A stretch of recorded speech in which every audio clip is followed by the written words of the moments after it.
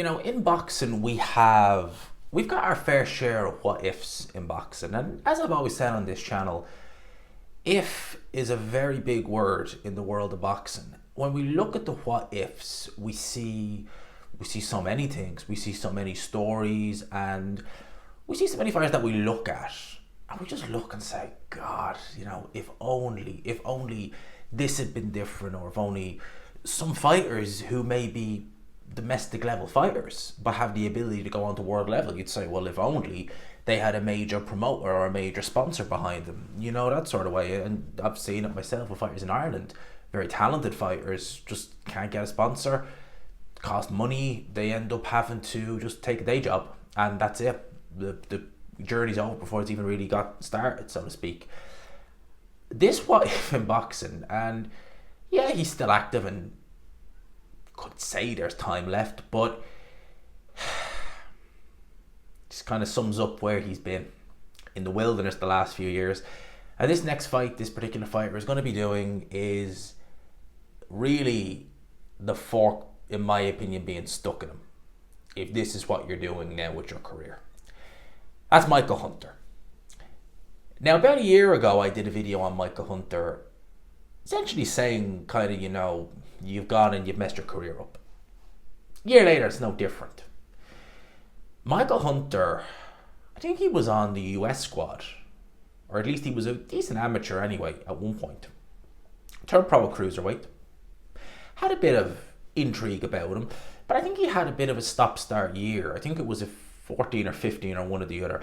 He basically had about a year out of the ring, and then he fought Alexander Usyk for the world title. I think that was Usyk's second defense of his world title. I know he fought Tibisa Machunu in his first defense. I think that was his second defense. And in comparison to how Usyk opponents have got on at cruiserweight and indeed at heavyweight, with the exception of maybe Myris Bradis, certainly at cruiserweight you could argue that was his toughest fight, and maybe one of the more, early on anyway, one of the more challenging fights of his career was Michael Hunter, and he looked good in that fight, he really did. I kind of looked at that and thought, okay, we all kind of knew Usyk had something. We didn't really know at the time that he would go on to be what he's become at cruiserweight and at heavyweight. So to actually give very good account of yourself, win rounds from him, and then go to the end, survive barely, is an achievement in of itself. And it showed that Michael Hunter had decent world level ability. He decided not to stick around at cruiserweight. He then found himself up in the ranks of the heavyweight division. Now, Michael Hunter's main kind of coming out party, so to speak, at heavyweight was when he faced previously unbeaten Martin Bakole at the York Hall. I think that fight might have been on Channel 5, if I'm not mistaken, in about 2018. And what's crucial about this fight is that's around about this time when we were seeing the emergence of Daniel Dubois as I'm not going to say a serious player, because he kind of wasn't at that time. He was still certainly in the prospect phase. But there was a lot of people talking about him. They had a common opponent, I think his name was DL Jones or something like that. And people I don't know if Bacole's fight with him was live, but people said they were more impressed with Bakole. He was doing the round. I think he was sparring AJ. So there was a lot being said about Bakole. There was a lot being said about Nathan Gorman at the time as well. So there was that kind of clique of heavyweights on the domestic scene. Although Bakole is not from the UK, he's from the DR, he's from Congo. He was based up in Scotland with Billy Nelson, so he was in the domestic scene, so to speak, just by where he's based in terms of being up there in Scotland. And he goes in there with Michael Hunter, and he proceeds to give Michael Hunter Martin Bakole a third beating, stops him in the 10th round. Yes, it was a compromised Martin Bakole, it has to be said, but he looked good. You notice that he had a little bit of flesh around the midriff, and okay, look, he's probably carrying maybe 10 pounds more weight, and if you take that 10 pounds off, he's a cruiserweight. And he was talking about winning a title. He was with Hasim Rahman, who was a trainer, former two-time heavyweight champion of the world, Hasim Rahman. And he was talking about winning, and it was an NAB or an American type of title that they give. You see some of them that are doing the rounds. And his dad, Michael Hunter Sr., who was a heavyweight contender. Well, yeah, he was a decent heavyweight contender in the 90s. Never really world level, but he was decent. He was decent, Michael Hunter Sr. And you got the impression he was trying to emulate what his dad did. He could have went down to cruiserweight and won world titles down there. I've no doubt he would have done. But he decided to stick around. He then started working with Matchroom. He fought Alexander Ustinov in Monaco, looked very good in that fight. I don't know if I'm getting this necessarily in chronological order or not, but he then fought Sergey Kuzmin. I think that was in 2019, if I'm not mistaken, summerish time. And he won that fight very well, very well. And Sergey Kuzmin gave Martin Bakole all he could handle, and some people believe Kuzmin beat Martin Bakole. And Hunter was doing well, and the way he was speaking was giving me and a lot of others a lot of enthusiasm, because he sounded like he really wanted to be there. He sounded like, although he could do cruiserweight, because he wasn't a big heavyweight, he was only weighing in the 210s. And as I said, it's not like someone like an Alexander Usyk who's got a bit of muscle. He had a little bit of flesh on him, only a little bit, but enough that you could say, right, you could take that flesh off and then you're a cruiserweight. Really, it's not going to hurt you. You're not going to be drained. I like what I was seeing. I like what I was hearing. He spoke about fighting guys for free, wanting the big names, wanting the likes of Anthony Joshua, was sparring Andy Ruiz, who was heavyweight champion at the time, preparation for Anthony Joshua. A lot of people were saying he was doing very well in sparring, very, very well. And again, you're looking at that and you're thinking, this is brilliant. You know, we've really got a good contender here, a really good contender. Along with Alexander Usyk, we've got two guys coming up from cruiserweight.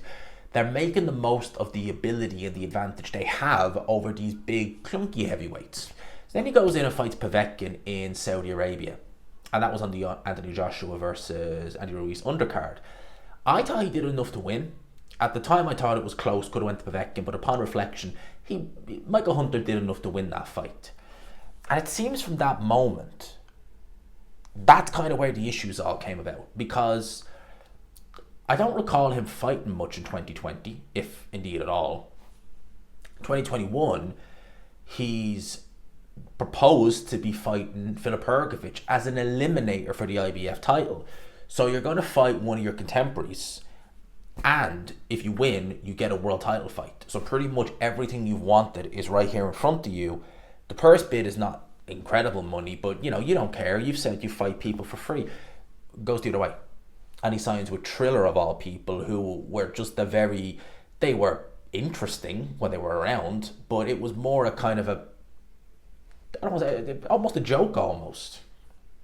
I think they did one or two of Jake Paul's early fights. And it just came across as, okay, how long is this ship gonna sail for? Because it ain't gonna sail long. There's holes in the mast and everything. And he fought Jerry Forrest. I think it was Jerry Forrest, a guy who we'd already beaten soundly early in his career, and he struggled to a draw. A lot of people feel like he lost that fight. He's not with Hasim Rahman. He's just yo-yoing in between, because I think he fought on one of Zerno Ramirez's undercards maybe in 2020, but you get the gist of what I'm talking about. He was doing absolutely nothing. He was literally doing absolutely nothing. It's not with Matchroom, not with his longtime trainer Hasim Rahman, who I think was able to structure Michael Hunter in a very good way to get the best out of him. And now you're just like, where are you? Yes, he's highly ranked by the WBA, amazingly. He fought on the Don King show last year against Cassius Chaney in what was an awful heavyweight fight, terrible fight. And now on April the 19th, yes, I kid you not, do you know who he's fighting? Over 8 rounds. Do you know? Do you really want to know? Christopher flippin' Lovejoy. Oh, I kid you not. I kid you not. That guy got to something like 18 or 19-0 with 19 knockouts. None of them you will have ever heard. There was no footage of him. He came to prominence because Dave Allen was meant to fight on the Alexander Usyk-Derek Chisora undercard, and he was meant to fight Christian Hammer, if memory serves me correct. I think Hammer pulled out. They drafted this guy. I don't know how they find these guys. I really don't. This overweight as hell. Completely. I think he might even be in his 40s now. He's in something like his late 30s. No footage of him, which is never a good sign.